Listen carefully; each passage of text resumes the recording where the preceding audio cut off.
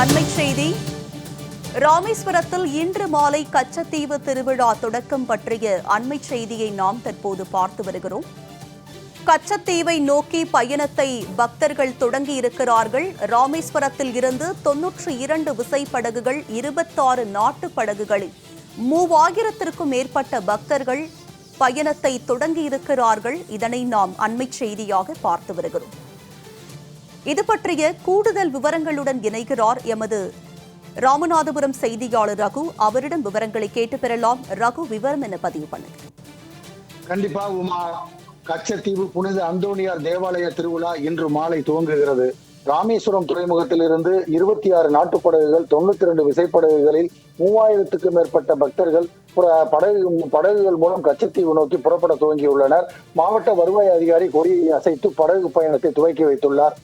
இந்திய இலங்கை நட்புறவை பேணும் வகையில் ஒவ்வொரு ஆண்டும் கச்சத்தீவு புனித அந்தோணியார் தேவாலய திருவிழா நடைபெறுவது வழக்கம்.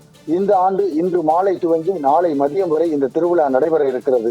இந்த திருவிழாவில் பங்கேற்பதற்காக தமிழகத்திலிருந்து ராமேஸ்வரம் மீன்பிடி துறைமுகத்திலிருந்து 26 நாட்டுப்படகுகளிலும் 92 விசைப்படகுகளிலும் 3000த்துக்கும் மேற்பட்ட பயணிகள் படகுகளில் சென்று அந்த திருவிழாவில் பங்கேற்கின்றனர். கச்சத்தீவு பயணத்திற்கு உரிய அனுமதி பெற்று செல்லக்கூடிய பக்தர்களை மத்திய மாநில உளவு பிரிவு போலீசார், சுங்கத்துறையினர், கடலோர காவல் குழும போலீசார், கியூ பிரிவு போலீசார் உள்ளிட்டோர் பக்தர்களை முழுமையான சோதனைக்கு உட்படுத்தி படகுகளில் ஏற அனுமதித்து வருகின்றனர்.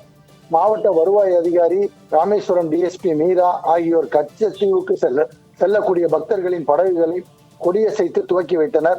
இதை அடுத்து ஒவ்வொரு படகாக கச்சத்தீவு நோக்கி பயணமாகி வருகிறது.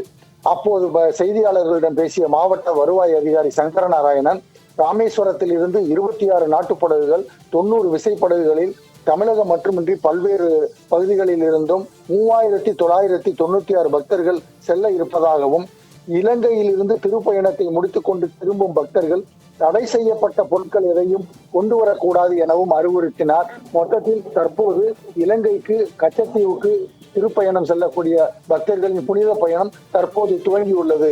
உமா, உங்களுடைய விரிவான விவரங்களுக்கு நன்றி ரகு.